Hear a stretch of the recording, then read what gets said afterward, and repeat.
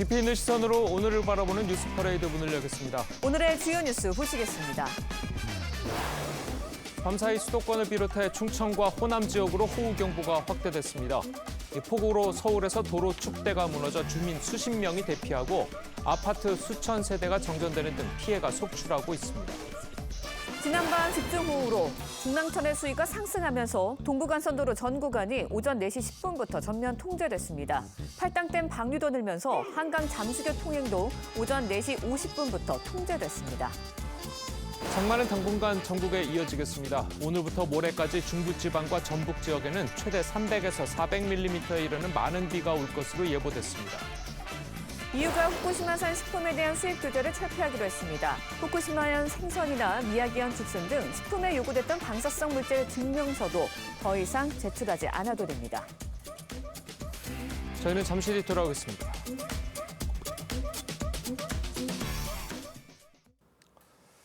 밤사이 수도권에 많은 비가 쏟아져 내려 피해가 속출했습니다. 서울 연희동에서는 도로 축대가 무너져서 주민 46명이 대피했고 홍제동에서는 가로수가 쓰러져 2천여 세대가 정전을 겪었습니다.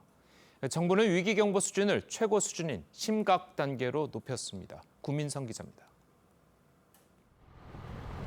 어제 오후 6시 35분쯤 오후 내내 내린 집중호우로 서울 서대문구 연희동에서 도로 축대 일부가 무너졌습니다.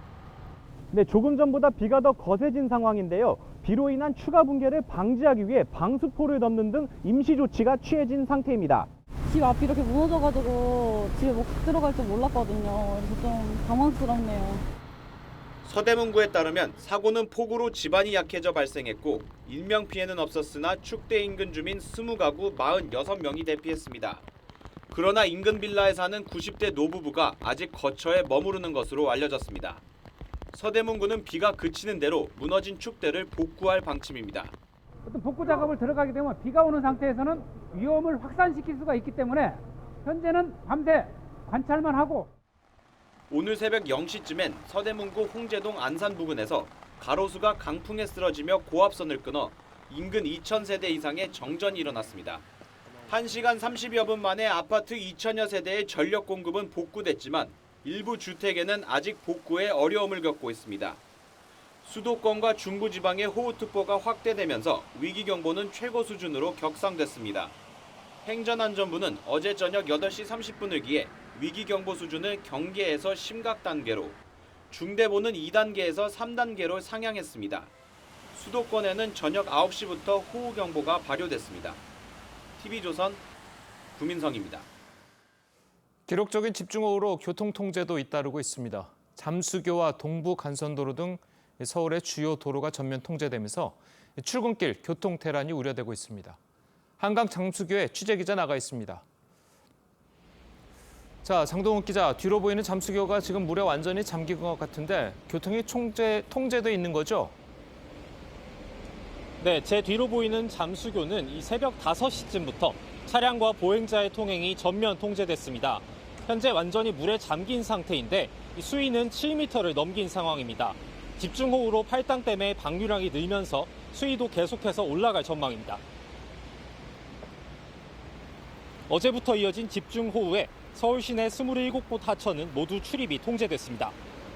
어젯밤 수도권에 호우 경보가 내려진 이후 밤사이 시간당 최대 50mm의 호우가 쏟아지면서 주요 도로 곳곳도 통제에 들어갔습니다.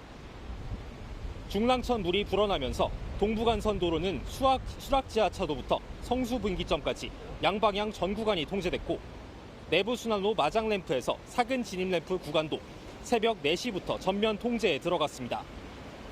서부간선도로 철산대교 하부도로 안양 방향도 새벽 3시 39분부터 차량 진입을 막고 있습니다. 이 밖에도 양재천로는 영동 1교 하부도로와 양재천교 하부도로가 통제되고 있습니다. 한강 홍수통제소는 오전 5시 한강유역 서울시 대곡교 지점에 홍수주의보를 발령했습니다. 하천 수위가 상승하고 홍수 피해가 우려되면서 서울 시내 교통통제 구간은 더 늘어날 것으로 보입니다. 아침 출근길 극심한 교통 혼잡이 우려되고 있습니다. 서울시 재난안전대책본부는 시민들에게 미리 교통 상황을 확인하고 가급적 대중교통을 이용해달라고 당부했습니다. 서울 잠수교에서 TV조선 장동우입니다. 장맛비는 주말까지 이어질 전망입니다. 중부 지역에는 최고 400mm의 폭우가 쏟아질 거라는 예보도 나왔는데요. 취재기자 연결해서 자세한 날씨 상황 알아보겠습니다. 박상현 기자, 지금 비가 많이 오는 지역은 어디입니까? 네, 현재 중부지방을 중심으로 많은 양의 비가 내리다 그치다를 반복하고 있습니다. 특히 수도권은 화성 등 경기 남부 지역에 시간당 50mm 이상의 폭우가 쏟아지고 있습니다. 수도권은 어제 밤 9시부터 호우경보가 내려져 누적 강수량도 100mm를 넘어섰습니다. 노원이 173mm, 광진 166mm의 비가 내렸고 경기도 오산도 160mm가 넘는 강수량을 기록하고 있습니다. 서해상에서 강한 비구름이 유입되면서 앞으로 충남과 전북 지역으로까지 호우가 확대될 것으로 보입니다. 오늘 새벽 1시부터는 태안과 당진, 서산, 홍성 등에까지 호우 경보가 확대된 상황입니다. 서울을 중심으로 중부지방은 주말까지 최고 250mm의 비가 내릴 전망입니다.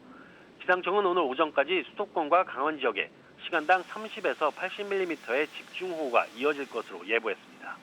충남과 전북에는 최고 400mm, 그 밖에 남부지방에도 많은 곳은 300mm의 호우가 쏟아지겠습니다. 이번 장맛비는 주말까지 활성화되면서 전국에 많은 비를 뿌릴 것으로 보입니다. 장마 전선은 다음 주 중반까지 우리나라에 영향을 미칠 예정입니다. 특히 강한 비와 동시에 순간 풍속 초속 15에서 20m 내외 강풍이 부는 곳이 있어 시설물 관리에 주의가 요구됩니다. 지금까지 보도국에서 전해드렸습니다. 네, 수도권에 내린 많은 비로 지하철 사당역과 논현역 주변이 한때 발목까지 물이 차는 등 침수 피해도 잇따랐습니다. 지난해 침수 피해를 겪은 시민들은 다시 침수되지는 않을까 걱정했습니다. 한지은 기자가 취재했습니다. 서울 도심에 폭우가 내린 시간, 지하철역 주변 맨홀에서 물이 역류해 나옵니다. 도로까지 물이 차면서 지나가는 차들도 바퀴가 반쯤 잠겼습니다. 지난해 침수 피해가 난 강남 영동시장 일대도 도로에 물이 찼습니다.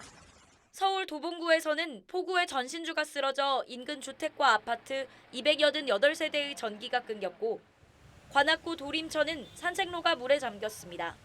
하천 범람의 위험이 있어 출입을 금지한. 지난해 수해를 입은 상습 침수 지역 주민은 하루 종일 폭우에 대비하느라 여념이 없었습니다. 지난해 폭우로 인명피해가 났던 골목입니다. 추가 피해를 막기 위해 구청에서는 응급 하수도 복구 공사에 나섰습니다. 비 와가지고 좀 이게 약간 아까 제가 말씀드린 거 높다 보니까 대부분 이렇게 들어가서 좀 찼었어요. 걱정은 되죠. 지난해 폭우로 이재민 100여 명이 난 구룡마을은 진즉에 대피를 시작했고, 비가 오면은 우리는 이 밑으로 막 물이 쳐들어오니까 한꺼번에 많이 오면은 여기가 감당이 안 돼가고. 물난리를 겪은 사계시장 상인들은 상품을 높은 곳에 올리는 등 대비하고 있습니다. 엄청 많이 그러네요.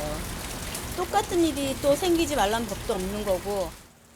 기상청은 올해 장마가 지역적으로 짧은 시간 많은 비가 쏟아지는 특징을 보인다며 산사태와 침수 등에 각별히 주의할 것을 당부했습니다. TV조선 한지은입니다. 예, 보신 대로 장맛비로 인해서 전국 곳곳에 피해가 속출하고 있습니다. 네, 관련 내용 맹소영 기상 칼럼니스트와 함께 자세히 짚어보도록 하겠습니다. 안녕하세요. 안녕하세요. 자, 이번 장마에 이제 등장한 일반인들은 처음 보는 단어가 있는데 극한호우. 자, 이게 도대체 어떤 겁니까? 일반적으로 우리가 집중호우라고 하면 1시간 만에 30mm의 비가 오거나 예. 하루 동안에 80mm 혹은 연 강수량의 10% 정도. 그러니까 하루에 한 1,300mm 정도의 10%니까 130, 140 정도인데요. 예. 이 극한호우라고 하는 것은 1시간 만에 50mm의 비가 내리는 동시에 3시간 만에 90mm의 누적 강수량을 충족했을 경우, 아이고, 예. 그리고 1시간 만에 72mm의 비가 내릴 경우에 기상청은 이런 극한호우에 따라서 재난 문자를 행안부를 거치지 않고 직접 지자체로 발송을 한다라고 해서 그 기준으로 극한호우라는 단어가 등장을 하게 됐습니다. 예. 네, 보면은 갑자기 비가 쏟아지니까 그 밖에 있을 때도 집중호우보다는 굉장히 좀 두려운 생각이 좀 많이 들거든요. 근데 극한호우가 올해 들어서 갑자기 많아진 이유는 왜인가요? 사실 올해 들어서 많아졌다라기보다는 이 지구온난화로 인해서 최근 20년 사이에 이런 시간당 30mm 이상의 집중호우가 나타나는 정도가 과거 20년, 1970년부터 1990년 사이에 비해서 무려 30%나 증가한 것으로 네. 나타났습니다. 이것은 지구온난화로 인해서 전 지구의 평균이 이제 기온이 올라가면서 기온 상승과 더불어서 1도 정도 상승을 했을 때 이 공기 중에 머금을 수 있는 수증기량이 7% 정도가 늘어나거든요. 예. 그러니까 기온도 높고 수증기량이 많아진다라고 하는 거는 폭발적으로 비구름을 만들 수 있는 그런 기상 조건이 이렇게 형성이 예. 된다는 겁니다. 그래서 이거는 비단 올해만의 문제는 아니고 2000년 이후 들어서 계속해서 이런 비가 이 전체 전선상의 주변에서 폭넓게 좀 층상형으로 발달한 비구름의 형태가 아니라 보통 키가 큰 구름이라고 네. 하죠. 수직적으로 발달한 그 구름 때문에 한 반경이 20에서 한 40km 굉장히 좁은 지역에 시간과 공간이 집중적으로 내리는 그 비의 형태가 예. 이미 2000년대 이후부터는 시작된 새롭게 달라진 좀 장마의 모습이라고 보시면 되겠습니다. 예, 어제 이제 그 서울에 계셨던 분들은 갑자기 낮 시간에 엄청난 비 때문에 네. 뭐 신발도 젖고 바지도 젖고 다 젖었을 텐데 예전에는 장마라고 하면 그냥 그 비가 부슬부슬 내리는 비가 계속 이어지는 경우가 많았고 이렇게 집중적으로 내리는 건 태풍이나 와야지 좀 그런 경우가 많았었는데 얼마 전부터 갑자기 장마 전선 때 갑자기 비가 많이 쏟아지기도 하고 자, 그런 것들이 다 방금 말씀하신 것처럼 기온이 변화가 됐기 때문인가요? 아니면 뭔가 특징이 따로 생겼는 건가요? 그 전 지구적으로 기온이 상승을 하게 되면은 예. 이런 극단적인 호우를 발달시킬 수 있을 만한 기상 조건이 충족이 되는 데다가 예. 뚜렷한 특징이 극단적인 공기의 대립이 나타난다는 겁니다. 그러니까 과거의 장마 전선이라고 하면은 이제 뚜렷하게 남쪽의 덥고 습한 공기와 북쪽의 차갑고 습한 혹은 차갑고 건조한 공기의 대립으로 인해서 남북으로 이제 동서로 형성된 그런 정체 예. 전선이 오르락 내리락하면서 꽤 폭넓은 지역에 오랫동안 비가 그렇죠. 내리는 예. 형태이기 때문에 오랫동안 비가 내린다라고 하는 장마라는 우리 순말이 생길 정도였는데요.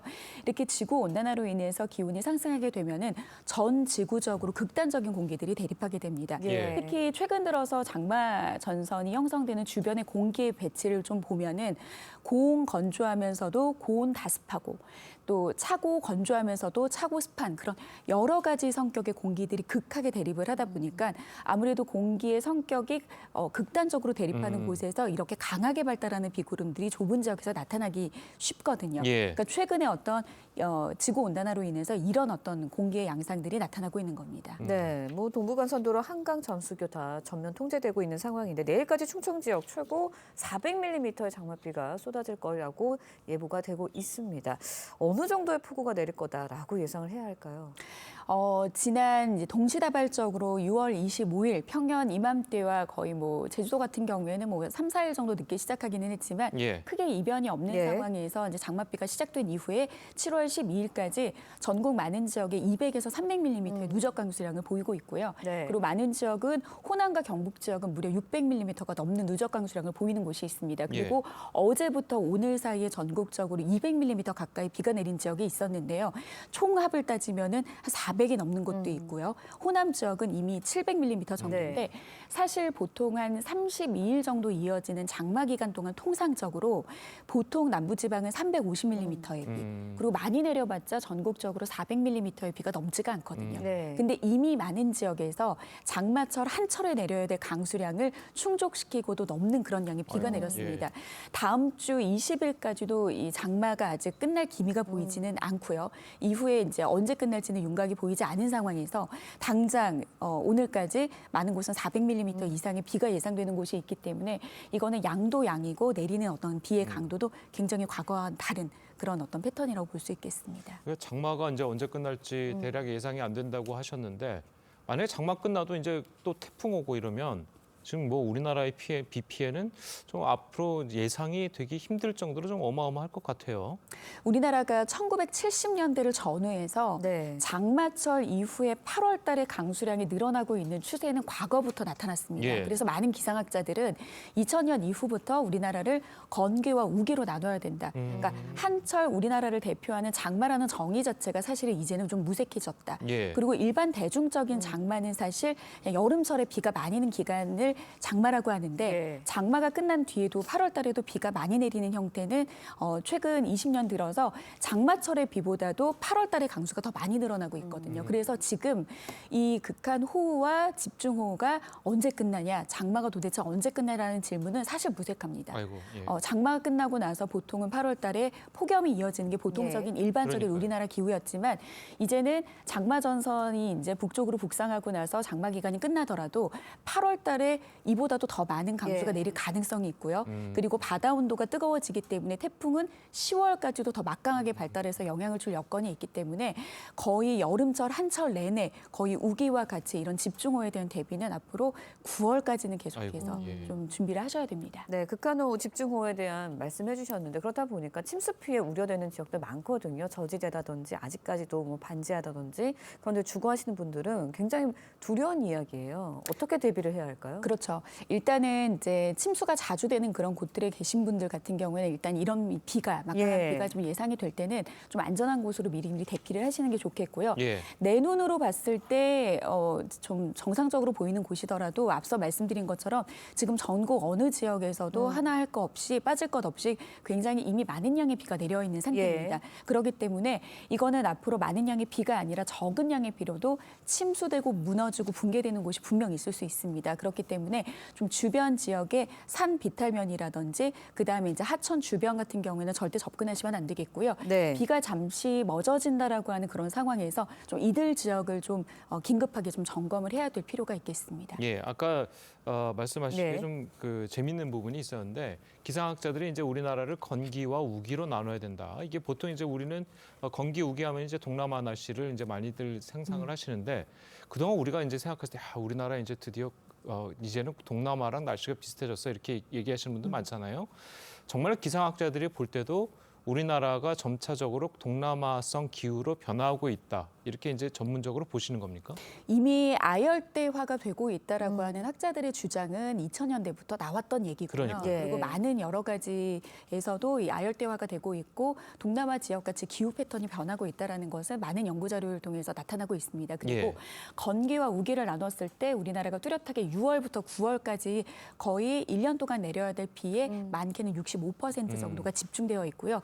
나머지 봄과 가을과 겨울 때는 예. 굉장히 건기처럼 그렇죠. 건조하게 비가 적은 그런 패턴은 굉장히 나타나고 있는데 다만 이거를 동남아처럼 건기와 우기로 나누기에는 좀 한국형 우기 이게 동남아 지역 같은 경우에는 스콜성 강우가 나타나는데 그렇죠. 사실 우리나라에서 대기 불안정으로 나타나는 소나기를 단순히 스콜성 강우로 설명하기에는 학문적인 어떤 그 비교와 예. 해석이 좀 약간 다르기 때문에 건기와 우기를 나누더라도 동남아 지역과는 다르게 우리나라의 기후 분석에 맞게 그래서 다양한 그런 학계와 그리고 산업계와 기상청의 그런 어떤 의견 조율을 통해서 좀 새롭게 겨울철에 사만사온이 지금 사라져 가고 있는 것처럼 예. 여름철에 대한 새로운 어떤 기상학적 정의가 필요할 때라고 생각을 합니다. 예, 알겠습니다. 자, 오늘 말씀은 여기까지 듣겠습니다. 잘 들었습니다. 고맙습니다. 최근 천일염 품귀 현상을 틈타서 중국산 소금을 국내산으로 속여 판매한 일당이 경찰에 붙잡혔습니다. 네, 중국산임을 표기한 스티커를 일단 부착해 단속을 피한 뒤 판매 직접 떼는 방식으로 소비자들을 속여왔습니다. 강석 기자의 보도입니다. 충북 제천의 한 골목길입니다. 1톤 트럭에서 소금을 판매 중인데 국내산임을 강조합니다. 전라도에서 직접 가져온 천일염 소금이 왔습니다. 경기도의 한 시장에서도 같은 소금을 국산으로 소개합니다. 원산지를 추적한 결과 이 소금은 중국에서 수입한 천일염이었습니다.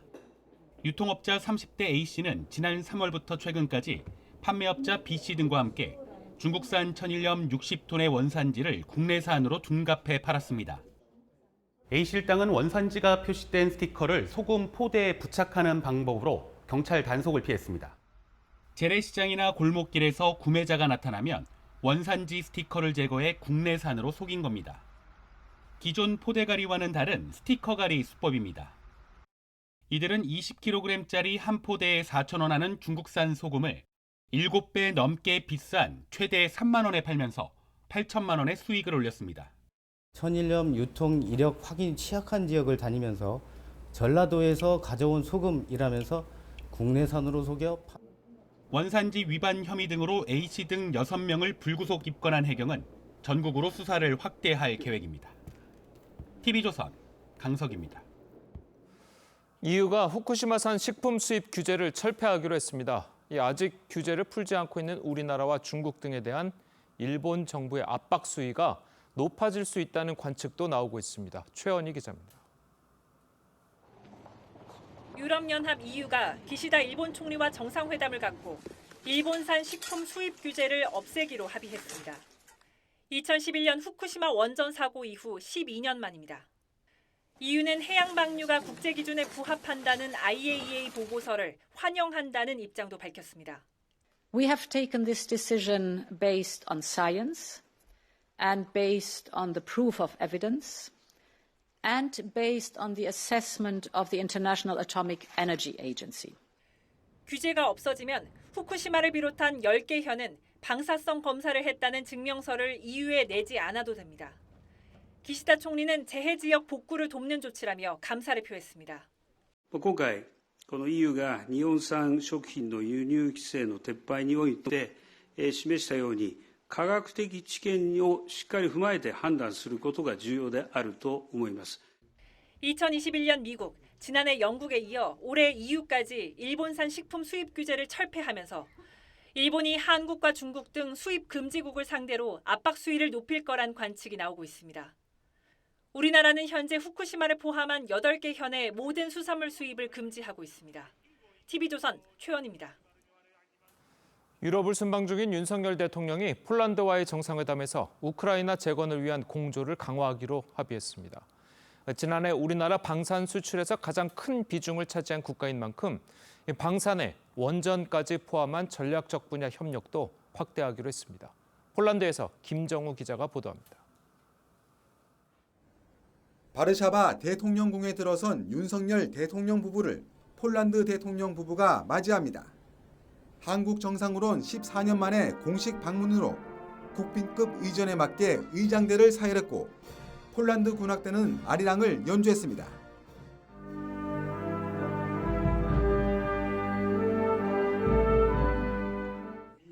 회담장에 마주 앉은 두 정상은 양국이 서로 아시아와 유럽의 관문 역할을 하는 중요한 파트너라고 강조했습니다. 최근에는 방위산업, 또 원자력, 인프라 분야에서 가시적인 협력 성과를 곧바로 이어진 협정 서명식에선 우크라이나 재건 협력을 비롯한 세계의 양해각서를 체결했는데 우크라이나와 국경을 접한 폴란드가 전후 재건의 핵심 거점으로 꼽히는 만큼 최대 1조 달러 규모의 복구 사업에 한국 기업 진출이 늘어날 전망입니다. 한국과 폴란드가 우크라이나 재건에 있어 최적의 파트너가 될 수 있다는 점에 지난해 국산 방산 수출의 72%를 차지해 K방산의 유럽 교두보가 된 폴란드는 한국산 무기를 추가 도입할 계획도 밝혔습니다. 두 나라는 방산과 함께 원전도 전략 분야로 정해 협력을 확대하기로 했습니다. 윤 대통령은 오늘 양국 경제인 250여 명이 참여하는 비즈니스 포럼에서 전기차 배터리 등 첨단 산업 분야 협력 확대 방안도 구체화할 계획입니다. 폴란드 바르샤바에서 TV조선 김주호입니다. 민주당 경기도당이 원희룡 국토부 장관을 공수처에 고발했습니다. 원 장관이 양평고속도로 노선을 바꾸고 사업을 백지화시키는 등 직권 남용을 했다는 건데 민주당은 국정조사 단독 추진 가능성까지 내비쳤습니다. 오현주 기자의 보도입니다.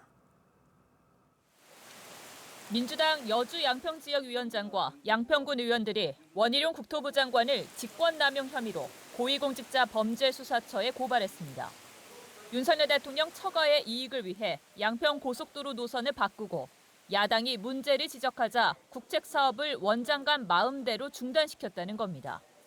국토부 장관이라고 해서 마음대로 백지화할 수 있는 것입니까?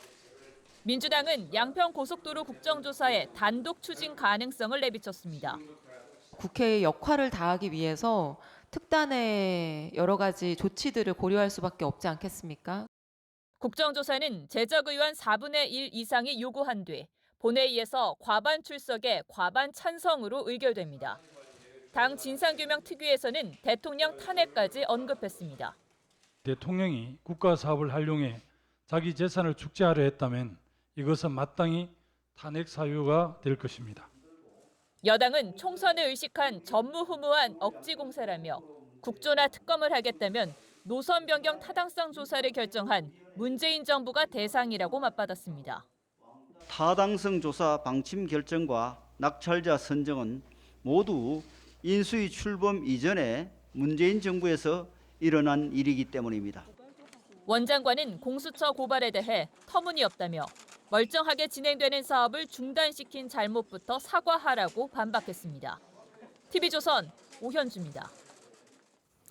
네, 서울 양평고속도로를 둘러싼 여야의 공방이 점점 더 치열해지는 모습인데요. 두 분과 함께 정치권 소식을 자세하게 짚어보도록 하겠습니다. 신성범 전 새누리당 의원 그리고 신경민 전 더불어민주당 의원 나오셨습니다. 안녕하세요. 안녕하세요. 네. 자, 민주당이 어제 사업 백지화를 선언한 원희룡 국토부 장관을 직권남용 혐의로 공수처에 고발을 했죠. 원희룡 장관과 민주당의 목소리 연이어서 들어보도록 하겠습니다. 자신 있으면 정식으로 국토부 장관이 저를 고발하십시오. 수사에 응하겠습니다. 저는 장관직을 걸 뿐만 아니라 정치 생명을 걸겠습니다. 대신 그 고발 수사 결과 민주당이 제기한 현재 의혹들이 근거가 없고 무고임이 밝혀진다면 민주당 간판 내리십시오. 원희룡 국토부 장관이 백지화라는 정말 하늘이 무너지는 것 같은 그런 결정을 함으로써 저는 그것에 부당하다고 항의하기 위해서 직무유기고 직권남용입니다. 정치를 그만두고 행정을 하십시오. 예, 민주당은 원희룡 장관이 대통령 처가의 특혜를 줄 목적으로 노선을 변경하고 논란이 되니까 이 국책 사업인 고속도로 사업을 백지화했다. 자, 이렇게 한 것이 명백한 직권남용이다라는 게 이 민주당 경기도당의 주장이긴 합니다. 자, 이런 주장 그리고 이 원 장관이 이제 했던 것들이 정말 직권남용에 해당하는 것이냐 아니냐의 문제는 이제 법적으로 따져봐야겠지만, 자, 의원님 보시기는 어떻습니까? 저게 직권남용이 가능한가? 법률적으로 따지는 게 아니라 결국은 계속 뭐 의혹을 제기하겠다는 수준인 것만은 분명하니까. 예. 또 왜 민주당 중앙당이 안 하고 민주당 경기도당이 저렇게 고발한 것도 좀 의아한데, 어찌됐건 요지인적선 원 장관이, 국토부 장관이 대통령이 처하게 혜택을 주려고 고속도로 노선을 틀었다 이거잖아요. 예. 근데 왜 틀었느냐, 왜 변경했느냐? 지금까지 나온 걸로 보면 양평 국민들이 원했다. 그거는 뭐냐? 민주당 군수든 국민의힘 군수든 간에 양평 국민들이 우리 땅 위로만 고속도로가 지나가지 우리가 이용을 못한다는 그 민원은 다 알고 있었단 말이에요. 그래서 그거는 양평군에서 원했고, 두 번째는 전문가 집단이라고 할 수 있는 민간 용역업체 엔지니어링 회사에서 어제 부사장이 나와서 얼굴을 내고 설명을 했잖아요. 그러니까 예비 타당 안보다는 안에 비해서는 4가지 약점이 있었다. 예비 타당성 안이. 근데 자기들이 볼 때는, 전문가들 식견으로 볼 때는 이게 말이 안 된다. 예비 타당성에. 그래서 결정적으로 보기에는 남한강 위쪽, 원래 안보다는 아래쪽으로 가는 게 적어도 서울 양평간 고속도로 교통량의 90%가 남쪽에서, 그러니까 여주 쪽에서 오는 거예요. 여주 등 남쪽에서 올라오기 때문에 이게 훨씬 더 교통 흡수량도 좋고 더 많이 흡수할 수 있고 환경 파괴도 적고 주민들에게 훨씬 유리하기 때문에 우리가 정해서 국토부에 올렸고, 원희룡 장관하고는 만난 적도 없다고 하고 있고, 국토부의 국장은 원래 도로국장 정결 사항이라서 장관한테 보고도 안 됩니다. 자기가 결정했다고 하는 이야기 아니에요. 그런데 무슨 놈은 어떻게 보면은 직권남용 여지가 어디인지 저는 모르겠어요. 알겠습니다. 자, 원희룡 장관은 어제 경기도당의 고발 이후에 수사에 응하겠다. 하지만 민주당이 간판을 내려야 된다. 무고로 나온다면. 자, 이런 얘기들을 했고, 자, 그리고 고발 직후에도 오히려 민주당이 양평 국민들에게 사과를 해야 된다. 자, 이렇게 이야기를 하고 있습니다. 지금 원 장관은 지난 6일 회견 이후 일관된 입장을 유지하고 있죠. 예. 민주당 간판 얘기도 하고, 민주당 날파리 행태다라는 얘기하고, 지금 뭐 굉장히 극단적인 언사를 얘기하고 여러 가지 현안 이슈들이 있습니다만은 종점 변경 문제하고 뭐 땅 소유권 문제가 이미 지금 1단계에서는 아무리 주장을 해봐야 금방 신의원도 굉장히 자세히 말씀을 했지만 반박되는 논리들하고 도저히 이게 상통이 되질 않습니다. 이미 1단계에서는 뭐 저쪽 탓이래요. 뭐 쟤들도 땅 가지고 있대요.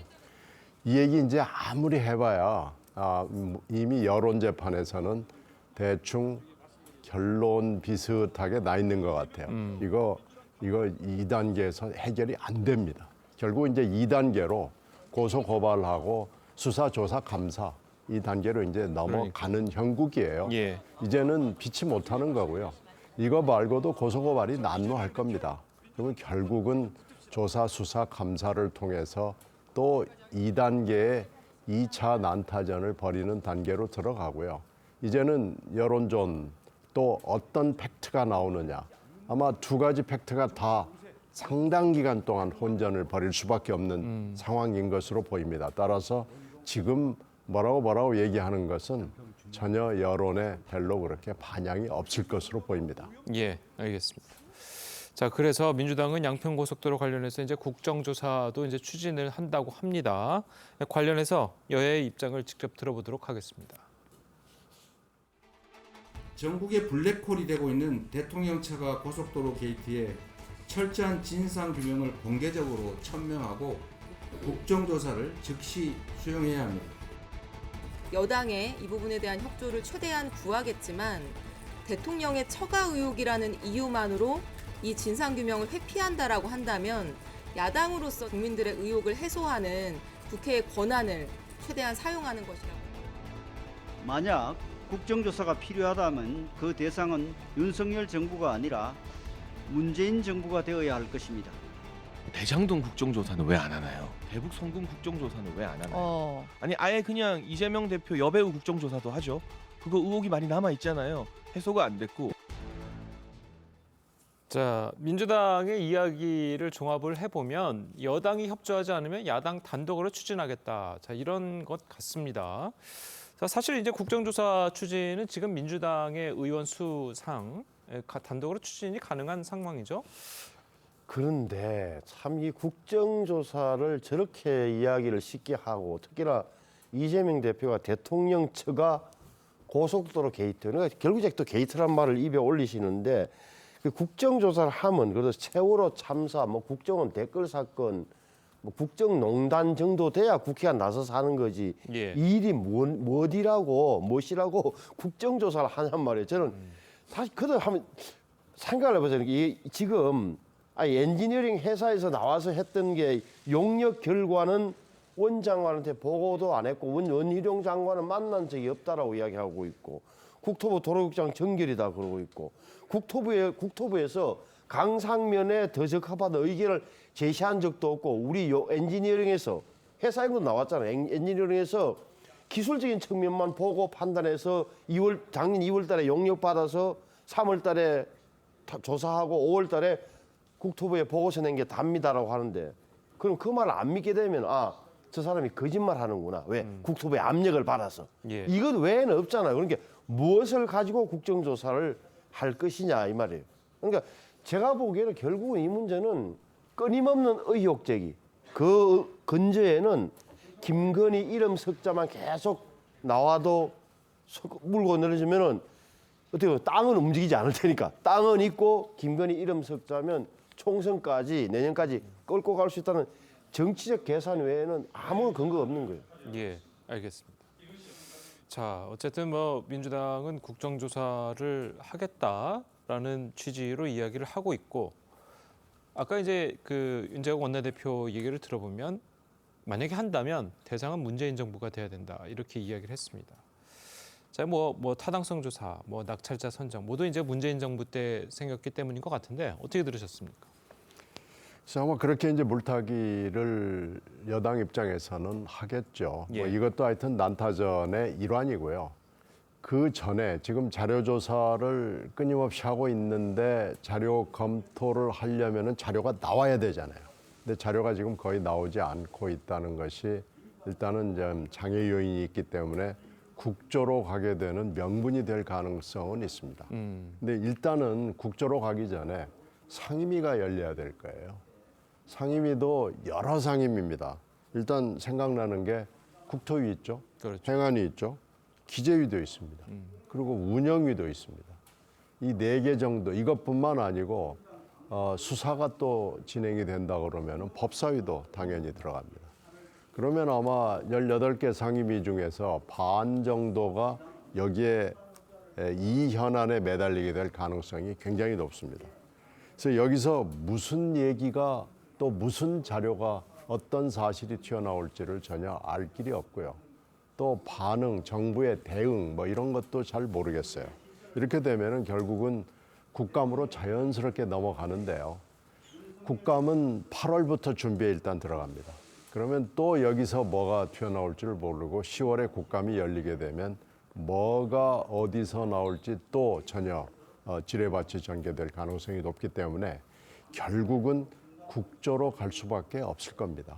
그래서 조사뿐 아니고 또 수사 진행되겠죠. 또 뭐 감사 진행되겠죠. 이러면은 이제 이 사안은 저는 어디로 갈지 모르고 뭐 문재인 정부 끌어들이고 막 끌어들일 텐데 이건 정말 아무도 예측할 수 없는 미래로 간다고 봅니다. 알겠습니다. 자, 그리고 또 민주당이 양평고속도로 관련 특위 또 출범을 시켰습니다.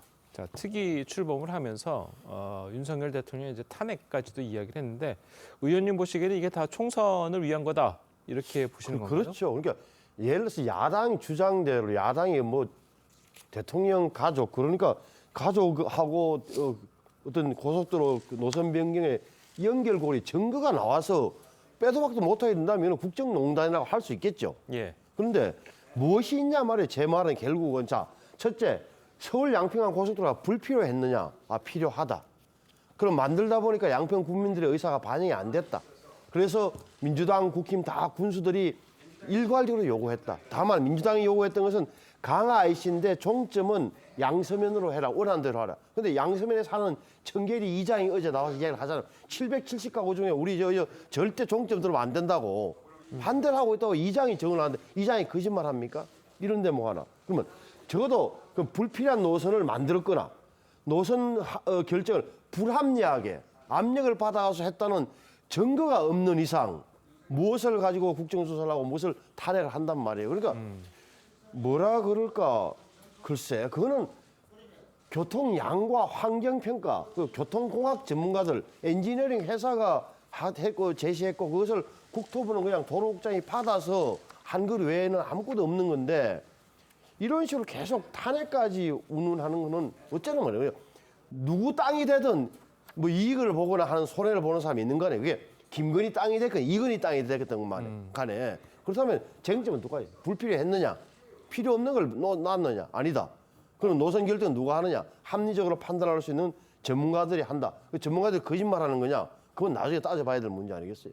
예, 알겠습니다. 결국은 이렇게 되면서 이제 피해는 양평 군민들만 보고 있다. 이런 이야기가 나오고 있습니다. 여러 언론에서 인터뷰에서도 나오고 있고. 자, 그래서 이제 정치권이 뭐 이거 국정조사다, 수사다 이런 데까지 가지 말고 좀 정치력을 발휘해야 되는 거 아니냐. 자, 이런 비판도 있거든요. 지금 뭐 종점 변경과 이 땅 소유권 문제에다가 세 번째 문제가 이제 백지화란 말이에요. 예, 원장관의 원맨쇼가 이게 문제가 되는 건데 그러면서 불능의 조건을 걸었어요. 민주당이 사과하면은 다시 생각해 보겠다 그러는데 이렇게 뭐 장관직을 걸고 뭐 이럴 일이 아닌 것 같아요. 이게 15년 된 거고 2030년이면 완공이 예정돼 있는 거기 때문에 이건 일단 이 사업은 진행을 하는 것이 맞죠. 살려놓고 그 다음에 논란을 벌이든 뭐 수사를 하건 국조를 하건 해야 되는 거지. 이런 식으로 해서 전면 백지화를 걸어놓고 하는 건 이건 완전히 정책을 도박판에 취입으로 만들어 놓는 겁니다. 그래서 일단은 이 계획을 백지화하는 것은 일단 백지화한 상태에서 싸움을 하더라도 싸움을 하는 게 맞죠. 예, 알겠습니다. 자, 저희는 또 다음 소식도 짚어보도록 하겠습니다. 민주당 혁신위원회 1호 쇄신안인 불체포 특권 포기가 의원총회에서 사실상 거부를 당했습니다. 관련 이야기 들어보시겠습니다. 안 받으면은 민주당 망합니다. 망한다는 거 본인들이 지금 목 앞에 와 있어서 체감하고 있을 건데 지금 마지막 그렇게 힘겨루기 하는 것이라고 저는 보여지고요. 정당한 영장 청구에 대해서는 불체포 특권을 내려놓겠다는 결의를 공식적으로 선언했으면 합니다. 자, 김은경 위원장의 경고 그리고 박광원 원내대표의 호소. 자, 이 두 가지가 있었는데도 결국 불체포 특권 포기 당론 추이는 민주당에서 불발이 됐습니다. 자, 주로 이야기를 들어보니까 다선 의원들이 반대한 것으로 알려져 있습니다. 자, 이 다선 의원들이 불체포 특권 포기에 반대한 것은 어디에 있습니까? 그러니까 이 불체포 특권이 사실은 지난번에 이재명 대표가 대표 연설을 통해서 내가 이 특권을 포기하겠다라고 얘기를 한 데서 일단은 시작이 됐죠. 예. 그리고 나서 이제 혁신이가 이 이슈를 받아가지고 이것을 1호 안건으로 해놨는데 의원들의 반응이 별로 신통치는 않았어요. 그게 이제 어제 의총에서 국민들 앞에 나타난 거죠. 그 사이에 있었던 기류는 뭐 분명히 부정적입니다. 첫 번째는 혁신위에 대한 평가가 썩 좋지 않습니다. 혁신위의 구성도 그렇고요. 혁신위가 1호 안건을 이걸로 이 문제로 잡은 것부터도 의원들이 별로 그렇게 공감이 없습니다. 1호 안건은 아무래도 왜 대선, 총선 계속해서 지방선거까지 포함해서 연속 패배를 할 수밖에 없는 문제냐. 예. 그렇다고 따지면은 이 문제도 물론 포함이 되겠지만은 근본적인 문제 제기를 혁신위가 할 수 없는 태생적 한계가 있다는 거고요. 또 하나는 이 문제와 관련해서 좁혀서 얘기를 하면은 이미 이재명 대표가 대표 연설을 통해서 이것을 했고 이것을 이 이슈를 혁신위가 받았기 때문에 전략적으로 대표가 받은 것을 혁신위가 받은 것으로 이렇게 판단이 되기 때문에 지금 이 시점에서 이 문제가 그렇게 중요한 문제냐라고 보는 거죠. 그래서 그런 어떤 매크로한 문제 또 마이크로한 이 이슈에 대해서 의원들의 동조가 별로 없는 겁니다. 예. 자, 그래서 어쨌든 뭐 그동안 이야기가 많이 나왔었잖아요. 의원들이 불체포 특권을 이제 뭐 포기하겠다.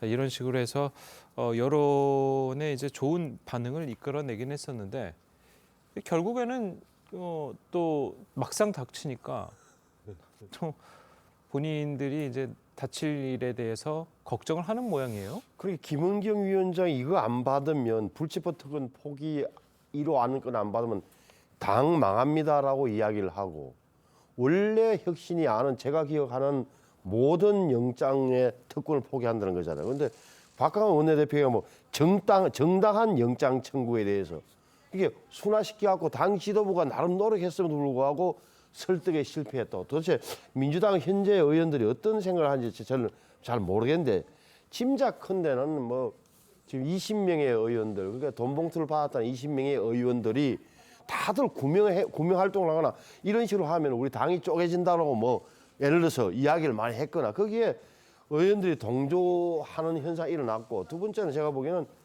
결국 민주당을 지금 지배하고 있는 어떻게 보면은 뭐 검찰 포비아, 검찰 공포증이 쫙 퍼져 있는 여기에 넘어간 것 아니냐. 이렇게 되면 1호 안건도 물 건너가고 2호 안건, 혁신의 2호 안건이라는 꼼수 탈당 방지 이 부분도 김홍걸 의원이 지난번에 뭐 탈당했다가 제명했다가 또 다 제명됐다가 제명되면서 의원직은 갖고 있다가 또 입당했잖아요. 복당을 했으니까 복당 유지하고 이런 부분이 결국은 이 1호 안건에서 2호 혁신의 2호 안건 꼼수 탈당 방지 이거조차도 혁신을 좀 무력화되는 그런 결과가 될 것 같아요. 예. 사실 이게 뭐 당론으로 추진한다고 해가지고 국회법이 바뀌는 건 아니기 때문에 뭐 국회법상으로 불체포 특권, 뭐 헌법상 불체포 특권이 없어지는 건 아니잖아요. 좀 복잡하죠. 이게 헌법상의 권리인지 뭐 특권인지 뭐 논란은 좀 있습니다만은 하여튼 헌법상 규정이 돼 있고 국회법에도 규정이 돼 있기 때문에 이것을 그러면 현실적으로 어떻게 포기할 것이냐라는 것도 그러니까요. 그렇게 간단한 문제는 아닙니다. 그렇다고 그러면은 정말로 정교한 것, 또 정당한 구속영장 청구라는 것을 또 누가 어떻게 판단할 것이냐라는 문제도 있고 그래서요. 이 문제는 사실은 어떻게 보면 선언적인 문제거든요. 근데 그 선언도 지금은 하기가 매우 어려운 것이고 혁신위에 대한 불신이 있기 때문에 혁신위를 근본적으로 혁신하지 않으면은 의원들한테 공감을 얻기가 매우 어려울 겁니다. 알겠습니다. 자, 저희는 이제 또 다른 얘기도 좀 해보도록 하겠습니다. 자, 민주당의 이제 개파 간 갈등 다시 수모니로 올라오고 있는 모양새인데요. 이낙연 전 대표, 이재명 대표랑 좀 만나기로 했었는데 뭐 폭우 때문에 연기를 좀 했었잖아요. 당시에도 좀 말들이 많았어요. 뭐 정치부 기자들 사이에서도 그렇고 뭐 여러 가지 뭐 언론들에서도 이게 과연 폭우 때문에 연기한 게 맞냐. 자, 이런 얘기들이 있었는데 의원님이 그 좀 잘 아실 것 같은데 팩트는 설명대로입니다. 왜 연기했느냐는 폭우가 그날 3시, 4시 그 어간에 너무 많이 왔기 때문에 이렇게 만나서 막걸리를 먹는 모습이 좀 한가해 보이고 국민들로부터 좋아 보이지 않겠다는 판단을 이낙연 대표가 이재명 대표에게 전달했고 이재명 대표가 이걸 흔쾌하게 받은 거거든요. 근데 꿈보다 해몽이라고 굉장히 여러 가지 해몽들이 돌아다니면서 뭐 이 음모설도 있고 뭐 만나기 싫어서 그런 거 아니냐라는 여러 가지 설이 있었는데요. 그건 아닙니다. 하여튼 다음 주에는 뭐 분명히 만나게 될 거고요. 뭐 그때 또 비슷한 상황이 생긴다면 모르지만 그런 상황이 저는 뭐 안 생길 걸로 보고요. 만약에 그렇다면 모임을 좀 단순화하고 간단하게 해서라도 얼굴은 봐야 되겠죠. 그래서 다음 주에 만나는 거에 대해서 원칙적 협의와 합의가 있었습니다. 예, 아니 저희가 이제 뉴스 초반에 기상에 관련해서 이제 좀 전문가와 함께 이야기를 했는데 장마가 다음 주까지도 계속된다고 그러거든요. 만약에 그 다음 주 약속 잡았는데 또 비 오면 또 연기되는 겁니까? 그러니까 그때는 좀 간단하게 봐야 되겠죠. 예. 하여튼 봅니다. 본다는 것은 뭐 제가 분명하게 말씀드릴 수 있습니다. 알겠습니다. 자, 민주당 내에서 다시 이제 이낙연 전 대표가 살짝 움직이시면서 당내 이제 개파 간 갈등들이 조금 움직이고 있는 모양새인데, 자, 밖에서 보시기에는 어떻습니까? 민주당 내에서 이낙연 개파가 좀 힘을 받을 거라고 예상이 되십니까?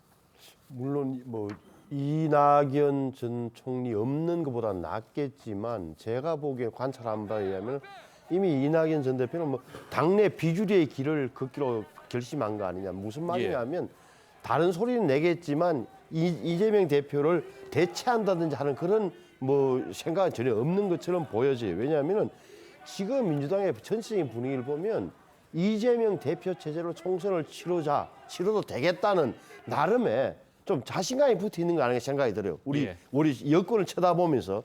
그렇기 때문에 제가 보기에는 여기에 대해서 특별하게 무슨 이낙연 전 대표의 공간이 총선 때까지는 좀 열릴 가능성이 거의 없다고 저는 봅니다. 알겠습니다.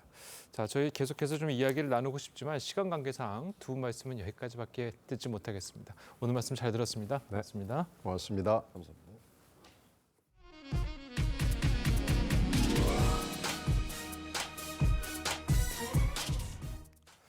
병역 기피 목적으로 미국 시민권을 획득해서 우리나라 비자 발급이 거부되었던 유승준이 비자 발급을 해달라고 제기한 소송에서 승소했습니다. 황민지 기자입니다. 2002년 입대 전 돌연 출국해 미국 시민권을 딴 스티브 유 한국명 유승준 씨. 2015년 국내 입국 비자가 연거 후 거부되자 소송을 냈습니다. 선처를 해주셔서 제가 한국 땅을 다시 밟을 수 있도록 길을 열어주시고 저에게 다시 기회를.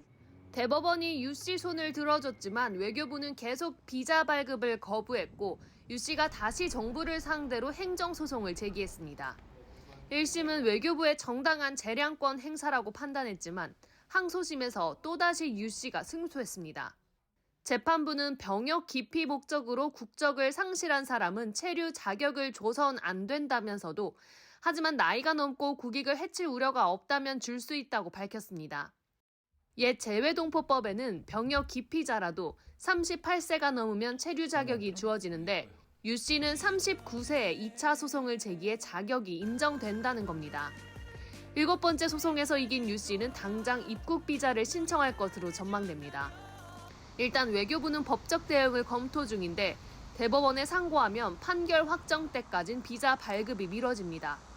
대법에서 유 씨가 최종 승소하더라도 외교부가 다른 이유를 들어 비자 발급을 거부할 가능성도 여전히 있습니다.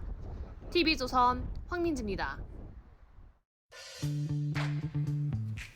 네, 렌즈에 담긴 그 순간 그 의미를 짚어보는 시간이죠. 사진 기자가 선택한 아침의 한 장입니다. 오늘은 조선일보 사진부 이태경 기자와 함께합니다. 안녕하세요. 오늘 아침에 본 사진 어떤 건가요? 네, 어젯밤에 우리나라에서도 많은 비가 내렸죠. 네. 이런 폭우 같은 극단적인 이상기후 현상이 지구 곳곳에서 일어나고 있습니다. 현장 모습 사진으로 만나보겠습니다. 미국 북동부 지역에 폭우가 쏟아졌는데요. 미국 버몬트주는 수중 도시가 됐습니다. 몬트필리어 시내가 물바다로 변해 차량 운행이 불가능해지자 시민들은 카누를 타고 이동합니다. 이 지역에는 하루 만에 한 달치 분량의 비가 쏟아졌다고 하는데요.